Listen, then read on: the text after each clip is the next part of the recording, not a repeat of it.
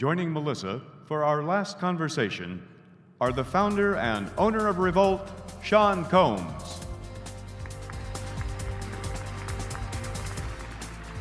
and the president and CEO of Revolt, Keith Clinkscales.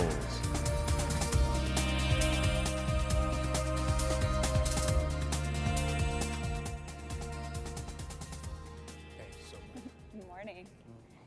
I was going to try to grab Sean and say, yeah. There you go. The Diddy Mirage. I'm taking him with me. You can do that. I can do that. Yeah, you can do that. Not a Fiat commercial, but it is nearing the end of the conference here. Thank you all for being here, and I can confirm, not a mirage. This is Sean Combs. This is Keith Clinkscales. So thanks for being here. Good morning, you guys. Thank you. Thank you for having us. Absolutely. Some energy in here. That's great. That's great. So, first and foremost, congratulations on launching a network in this era. It is not easily or often done. I personally watched it go live myself and got a real thrill as a television and music nerd myself. Keith, did you think it was gonna go on the air? I mean, there was a nervous moment. I think that was the most nervous moment. We were sitting together in New York, Yeah. and he had done the countdown from Brooklyn that we had before. But as it was winding down, when we counted it down, that was probably the greatest excitement. Watch that network actually come on and actually work. Yeah. So both of you, gentlemen, could be doing a whole bunch of different things with your time, talent, and energy with a sure bet. Given the difficulties with distribution, advertising, eyeballs, people's attention, why did you think TV? Let's do TV. Yeah, let's. For me, I saw it as, first of all, it was a natural evolution for me. Yeah. I spent over 20 years in the music industry. My relationships were bar to none, and my vision for music and the fact that music was homeless. And when you're talking about music, you're talking about probably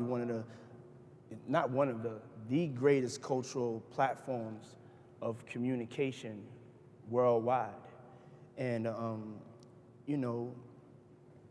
MTV, they changed their business model and programming, and BET, who just has left the stage, they also changed their business model. And it left a wide open space for this, for the number one form of communication, especially by millennials, and their number one form of entertainment.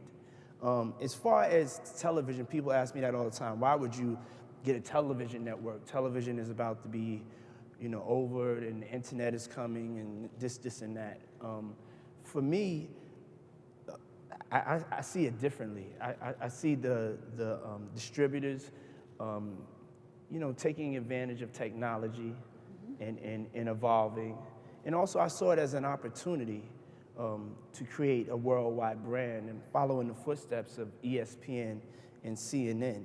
So for me, television, and for a lot of millennials. So you're thinking really small here, ESPN. I'm teasing. I said, you're thinking really small. No. I got to start somewhere. You know what I'm saying? It's a marathon, not a sprint. So, ESPN's just the starting point. But to get to the point and not be long-winded, television, the definition of television is being redefined to this generation. So television is not to them, quote unquote, sitting in their living rooms and watching it, or sitting in their bedrooms and watching it. Television is everywhere, on every device. And as time goes on, television is going to be on the trains, television is already on the planes, but the definition of television as itself is changing. So we're looking in 5 years from now, a brand like Revolt will be available on over 1 billion devices. And when you look at the Revolt being a live network and unpredictable, and also the most authentic name in music, we felt like we had something to offer the carriers, and we also, most importantly, had something to offer the fans and the young men and women of the world. So, well, I was going to ask you, when it comes to this array of devices and forms and ways we can technologically get our TV out to viewers, if it's exhilarating or if it's exhausting, but it sounds like I know the answer. You may have just answered that, but looking at trying to program your network on all of these different devices today, I mean, how do you keep that all straight? I mean, we're the first network that was brought up, in this social media age. So we're not outsiders trying to catch up. We're not big corporations trying to catch up. In 6 months, we have become the #1 music network socially. Hands down, we're the most talked about music network socially on a day-to-day basis. So thank you. I mean, it is a huge accomplishment, and I'm going to let you speak after this, Keith. So, but it was something that we felt we have expertise in. We don't cover the conversation. We actually create the conversation, and we actually are not flying as high as people think, because in order to really connect with these kids, you have to have boots on the ground. And we have boots on the ground everywhere music is at and everywhere music is moving. Well, speaking of these kids, millennials, you just used the word millennials, and I heard last week at your upfront, you suggested that wasn't such a hot name for that demographic. You're pretty good with names. Care to coin a new word for millennial? Yeah, I hadn't really come up with anything extra cool, but being the king of the remix, and of course, you can always change your name, right? Yeah, I mean, I have limited time up here, so I didn't want to really get into all of that, but, I'm gonna put out ditties. Let's call them ditties. Nah, I just see them as young men and women that are, that are brought up in this new age, and they don't have to wait for you to come to them. Right. They could go and find you, and we try to make Revolt a necessity in their lives. So if all of the channels on Cox or DirecTV or Dish, they went away, there's a couple of channels that can't go away because they need them. They need CNN, Fox, they need ESPN, the Weather Channel, and they need Revolt. Is that so? Speaking. Oh yeah, we need BET too. Can't forget about BET. AMC. Yeah. So speaking of distribution, one of the ways that you grow a new network is to buy other networks and merge their distribution. And I know you guys looked at Fuse, which went to Nuvo TV ultimately, which Jennifer Lopez, an old friend of yours, is associated with that. Did you send her a note, like goodbye? Yeah, definitely. Yeah. Definitely sent her a note. But so what did you learn from that process? Well, I mean, I think the whole situation was it was educational because you get to see how distribution works. You get to see how some of the deals got done. It provided a tremendous amount of insight, but most importantly, it allowed us to go ahead and engage in a process. We're only 6 months old, so we made a very credible run at it. We took a look at it. We were happy to get that deep into it, and it allowed us to really think about, well, what would happen if we had this, and what would happen? I want to interrupt you, but to be honest, we was kind of used as a pawn in the situation. We're big men and women. We have our big, our big pants on. Yeah, big pants. That's fine. And it's cool. That's the way business works. A lot of people were really lowballing. We came in with a price that was higher. Somebody else came, Drove up the price. Drove up the price, and, that's the way it works, And it's okay. What's meant to be is really what's supposed to be meant to be. And I think that networks and, distributors need to see that we are the future of the way a network is going to be perceived to this new generation. So hopefully we'll still be able to grind out and get the distribution sooner than later. So, A few folks, and they talk to us too. The other opportunity with that is when you go in, you make a credible run at something, and we definitely set the price. We definitely made it known, and we definitely made sure that a lot of people talked about it. Then we were able to talk to other people. So it's been a good time for us. So I'm very glad we went through the process.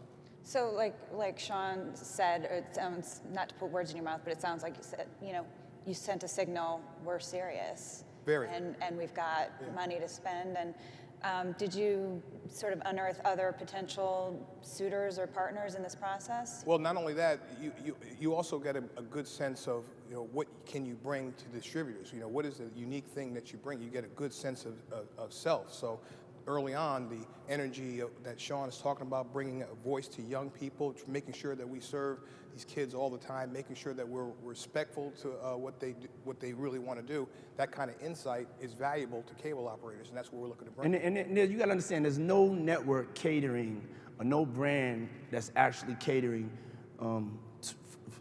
to the young men and women 16 to 34, like Revolt is. So every day we make traction. It's like FM radio used to be back in the days.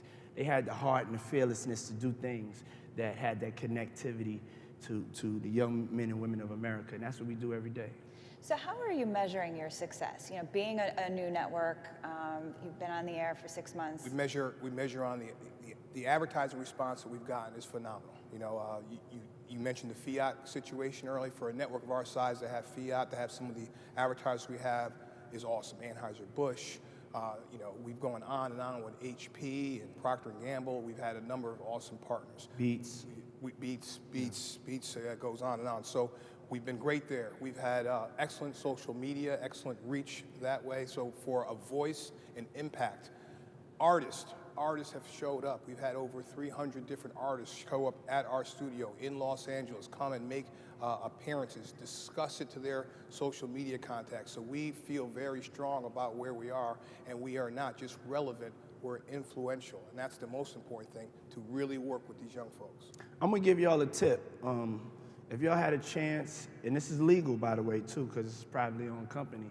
If you had a chance to get down with Facebook or Apple or Microsoft when they were in the garage, that's where we're at. So please join us. Everybody's welcome. Everybody's invited. We like to do disruptive, fearless things. And we're just a baby, and we're just beginning. And we are serious about this. And not being, just speaking about myself, if I put my mind to something, there's nothing that I can't do. I promise you that I will make this the #1 brand in music worldwide. There's one thing that you could say on the cable show stage a year from now about where Revolt has gone in a year's time. What measure would you use? What one thing do you want to, is like the top goal for this network? And No, distribution. I mean, we're, the most difficult thing for an independent network to do is to find a way to continue to get distribution. So to be sitting here next year and have an excellent path to distribution, or making sure that we have impressed upon the operators that this is something that they need as well as we need. Yes, we need it. Yes, we need it. But for the future of the operators, the young people that we're bringing, these folks, there's a notion that they're cord cutters. These are not cord cutters. These are folks that are just choosing not to use cable. You've got to provide them with a reason to come to cable. And this is the, Revolt is that reason. Revolt is that energy. And that's what when we come here next year, that's what we would like to talk about. All right. Well, hope to see you then, and much success between now and then. Thank you guys so much. Well, thank you so much for having us, and thank you guys for listening to us.